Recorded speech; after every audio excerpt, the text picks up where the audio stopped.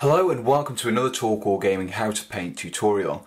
In this video I'll be showing you how to paint the Convict from DreadBall Xtreme.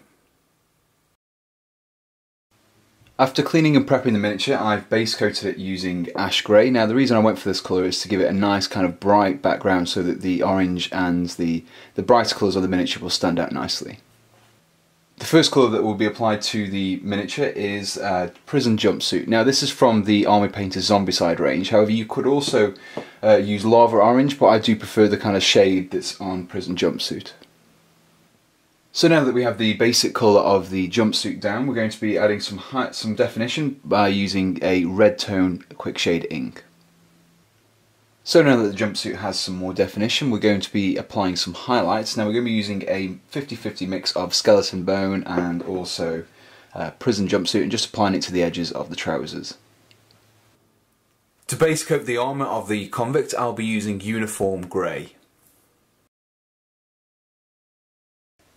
So now that we have the base colour of the armour down, we're going to be adding some dark tone quick shade ink, and this will just provide a little bit more definition as well as darkening up the plates.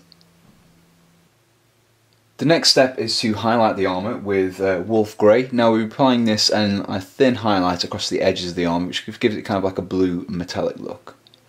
So now with the first set of highlights done on the armour, we're going to be using a further highlight using a mix of Wolf Grey and also matte white, mixing kind of 50-50 quantities.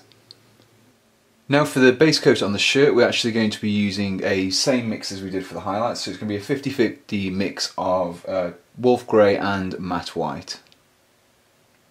So now that we have the base layer down for the vest, it's time to do the final layer, which will be a matte white, and it's best to apply this kind of watered down and just build up the layers, otherwise you end up kind of obscuring some of the details. We're now going to be looking at doing the skin, and for the base layer we'll be using barbarian flesh and applying this across the arms and also the back there. Now that the base layer for the skin is complete, we're going to apply a flesh wash. Now I mixed the flesh wash from a 50-50 mixture of red tone and soft tone, and just apply it across the skin areas.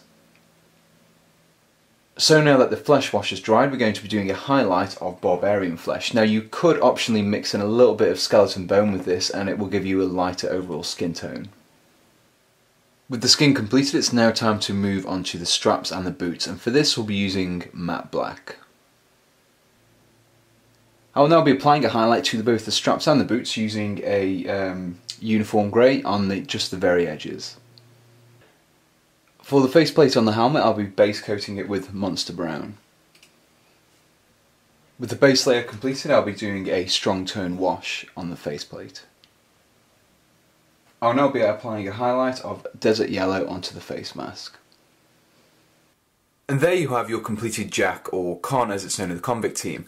Now, whilst I did focus on just this type of player, you can actually use all of these techniques and colours that I've used in the tutorial across the whole range of Convict team players.